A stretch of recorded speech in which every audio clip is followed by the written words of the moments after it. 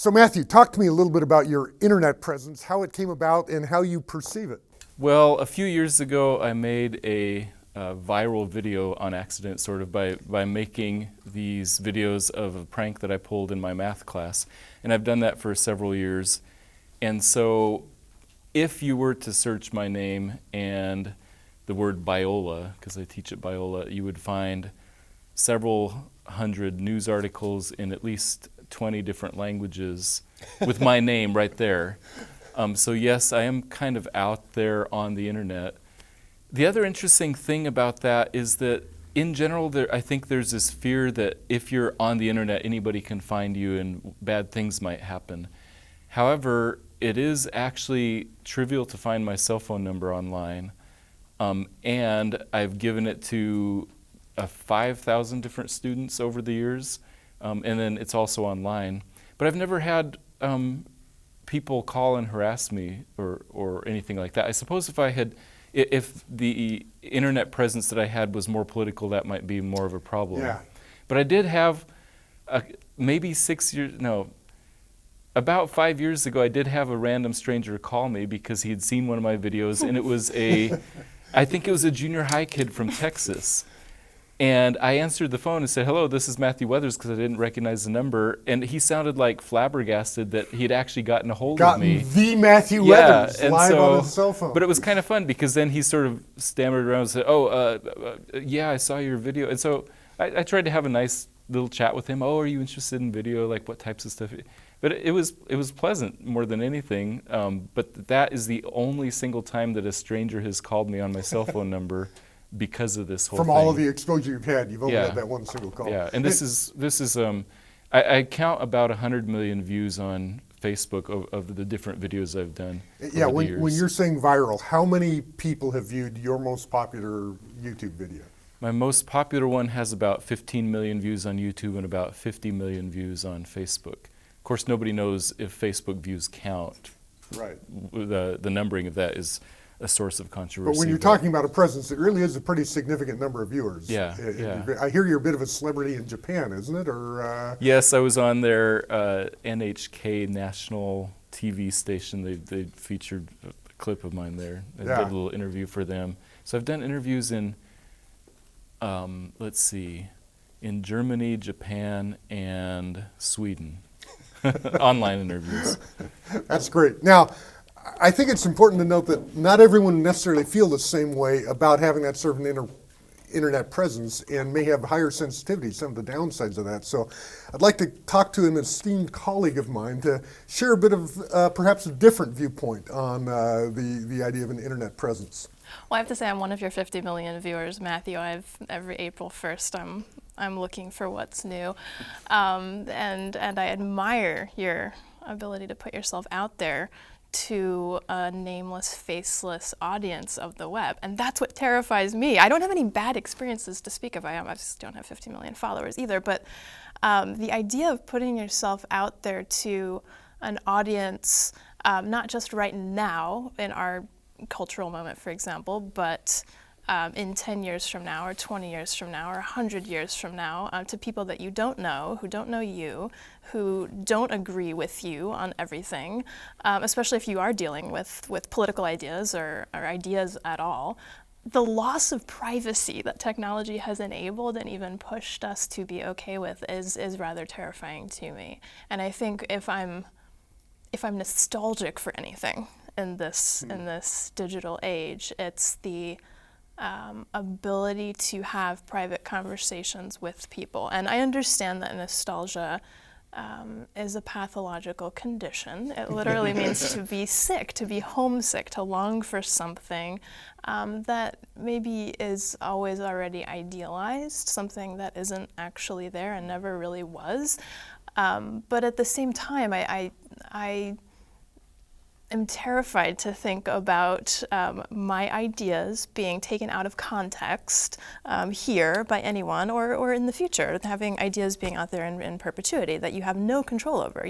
There's so much distance between you and your audience. I'm thinking just this week in the New York Times, There was an article about Harvard University rescinding the admissions offers of 10 or so freshmen who had posted obscene images and content in what they believed to be a private Facebook group, and Harvard found those images, and then their entire life features are now different as a result. And they thought they were having a private moment, and it obviously wasn't private. So even our ideas of privacy, we don't even understand what we mean by that anymore. Well, that's where some of my paranoia, I guess you could call it, comes from. Yeah, it seems like an interesting thing when you think about what privacy means and why it's of value to us. Because you've identified one feature of this, is that it seems like whenever we talk, we have an immediate sense of a context about that. You know, who you're talking to, what you're talking about, what occasion prompted it. Context, though not explicit, is very clear in the mind of every participant. And then if you think, well, what if someone was sitting outside listening in, and you said they would be unaware in part of the context, and therefore they'd misunderstand. But you point out the same thing can happen sort of diachronically through time. Your conversation can be lifted out, dropped in another context, and suddenly it sounds out of place, inappropriate, insensitive. But that's because the context has changed around you, and people won't be sensitive to the original context in which it was stated. So this is an interesting thing when you lift things out and drop them on the internet. They are inherently decontextualized, but then they get re-embodied in whatever context, and you read that context back into the conversation. Why is it that we value privacy the way we do? What good is it, so to speak? Let me talk a little bit about context before we go into there, if that's okay. I think it's really interesting that you bring up context and that you locate that in sort of a time chronological context, because I think that the internet and just sort of YouTube videos and video, that type of stuff, has only been around a few decades, so we haven't had enough space for that to see the consequences of looking at something 100 years later or 50 years later. It would be really fascinating to me if we did have a YouTube video from 100 years ago to see what kinds of biases and things we would notice and what other people said. And it'll be interesting to see what, well, not interesting to us, but interesting to people 100 years from now when they watch anything from this era. So time, sort of ripping things out of time really is problematic and sort of troubling, and I agree with you in that sense. And in a sense, the context of the stuff that I do on the internet is sort of a funny April Fool's joke type of, not located within any sort of political context or anything like that. So in a sense, I think that I sort of skirt some of those issues just by the context of what I'm doing. But I could imagine a future where even the language that I use, just to make up something, let's say that if I use the word disagree, I disagree with you. It could be that 50 years from now in sort of a 1984-esque kind of society, the word disagree is seen as disempowering, and the correct way to say it would be, I agree differently from you, or something, just to make up some silly example. But who knows, maybe that won't be a silly example, and maybe people will look back and say, I can't believe he used the word disagree, or something like that. And with technology, you can also go back and search through That's right. Hundreds of years in the past, the material that was written within a different technological context, and then again anachronistically take it into our own. But I'm thinking too of the context, even in an intimate setting, when you have facial recognition and eye contact and all of that, the process of coming to an agreement through disagreement is so complex, even when you have a community that you're interacting with, even when there is some level of trust. Having a productive, congenial conversation is not a given, even in that context. And so when it's so difficult to communicate with people, especially with people with whom you disagree in some level, or when you're talking about some kind of controversial or sensitive topic, it's so difficult to come to common ground, even when you have those points of connection in time and place.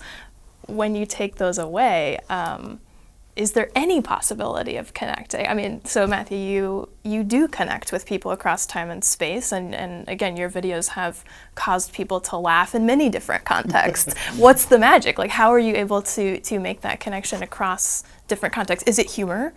I think it must be, yeah. It's humor and just sort of visual comedy, slapstick.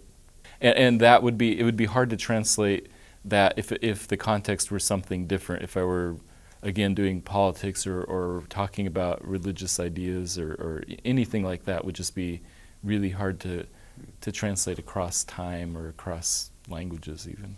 Is there value in trying? I think that's what I'm wondering. Is there value in taking a controversial idea and trying to connect with someone in a different time or in a different place, a person that you have no idea who it is, right? So you're reaching across the distance, a chasm that you don't even understand the depths of, in order to share an opinion or in order to make a connection about something that you may or may not have any commonality with another. At the risk of like running into all these issues, yeah. That's Well, a I good think question. I think we do that, especially in the academic world. I think we do that all the time, where we read something in the 1800s, and then particularly right now, we will label that person to be a sexist, we'll label them to be a racist, we'll label them to be a homophobe. We'll attach all sorts of labels that we have read backwards through 200 years. My first experience with this is having someone read Plato's Republic. I was teaching at University of California, Riverside, and in one of my classes, we were reading the Republic, and one of the students, was reading that section of Plato and commenting about, Plato was a sexist. And I'm kind of like, when you read the Republic, he's talking about the education of women, a bunch of other things that were pretty revolutionary and non-sexist at his time. A lot of other things he says may sound really sexist by modern standards, but I'm going, you are failing, and I think, to practice a hermeneutic of charity to this other person 2,000 years separated from you. You're not trying to read that person through a lens of love. You're not loving your neighbor as yourself. You're almost intentionally misreading what this person did, not because you're intending to misread, but because you're refusing a context. Back to the original context question, you're refusing to stop and think about what the context of a Greco-Roman world was. And we do the same thing with Jesus and Paul when we talk about the role of women. And the fact that Jesus talked to a woman or told Mary that she'd chosen a better portion when she sat to listen to Jesus teach, at a time when rabbis would say that teaching a woman the Torah was the same as teaching to be lecherous, to teach her to be a prostitute. It was so offensive to the rabbis, and Jesus was just really different.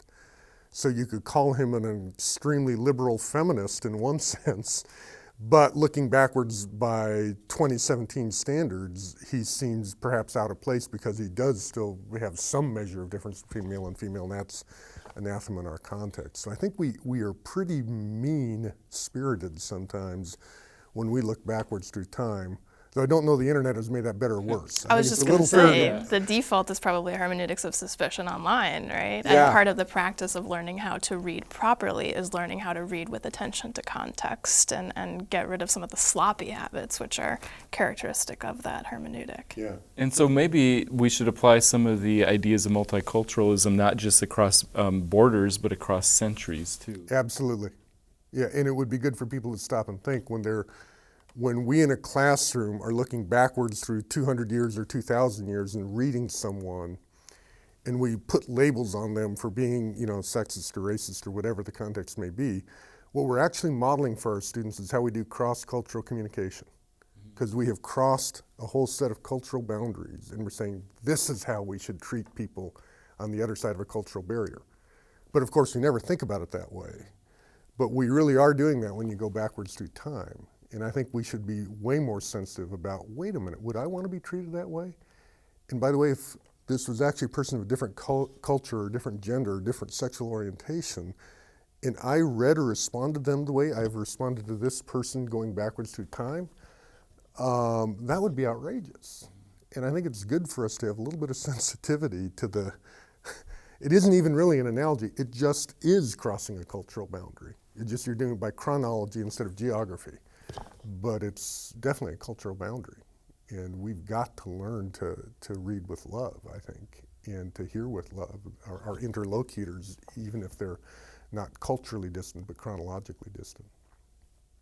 So until that day, I will continue to be blurred and anonymous. Isn't it interesting how that makes you feel unsafe in a sense of having your own voice, because you're concerned about how people will hear it when they aren't sensitive or concerned for the context. And it's because of a hermeneutic of suspicion and probably also an inability to have a sensitivity to the concerns of the person who's speaking, and then here's what they say being misrepresented in a different context. Well, also an inability to think in levels of nuance, right? Yeah. That we live in a very polarized political climate and climate of all sorts, and it's very hard to listen carefully enough and long enough to actually understand the nuances of anyone's argument. The way in which our social media is set up allows us to give us it gives us the illusion of privacy, right? So Yeah. going back to the defaults. Harvard example on the Facebook social private group on Facebook, and Dana Boyd talks about this in her book.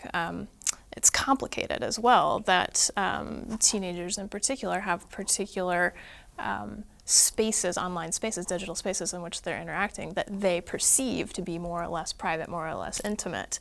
But actually all of that privacy, all of that intimacy is an illusion, right? There is no privacy, there is no intimacy because skilled hackers or even less skilled hackers can find out anything they want to know that are in those ostensibly private communities. So it ceases to be a community in the sense of trust relationships, and it becomes a free-for-all. So there is no such thing as privacy, I think, despite our complicated privacy settings. And I think that actually, that even the young people who understand this correctly, they realize there's no privacy. That might have kind of a dampening effect on their freedom of expression and thinking. You know, they can't be all that wild in their thoughts about anything. I mean, maybe 30 years ago, you could be a communist for 2 years during college and say until you realize, oh, wait a minute, there's these problems and move on, right?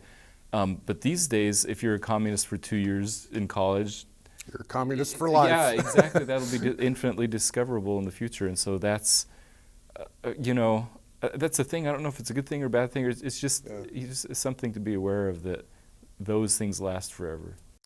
I think one of the things I hear people say a lot is that, well, why do you value privacy unless you're doing something bad? Mm-hmm. And I think that's a tragic failure of imagination. I think a lot of times privacy is a gift to us, sometimes to figure out who I am.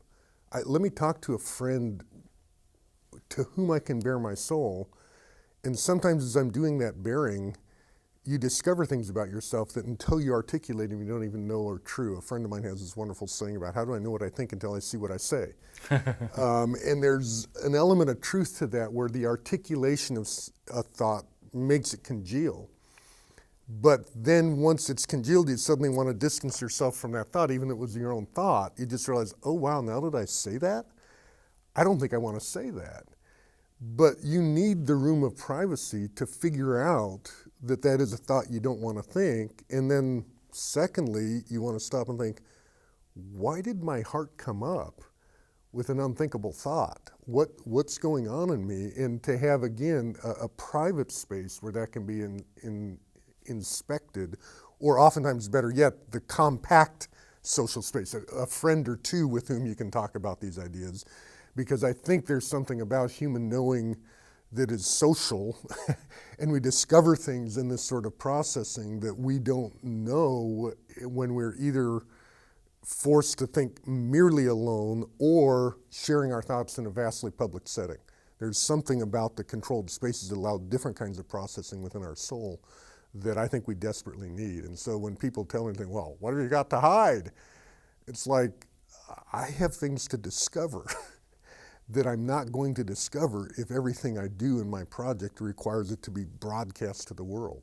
I have mistakes to make on my way to wisdom that I don't want broadcast to the cosmos. And the spaces also allow for the humility to respond well to criticism or kind of reorient one's thinking, whereas when you are in a public space, and you're always in a public space with no privacy, we are all prone to posturing, to defensiveness, because we need to maintain the persona that we have worked so hard to curate and cultivate.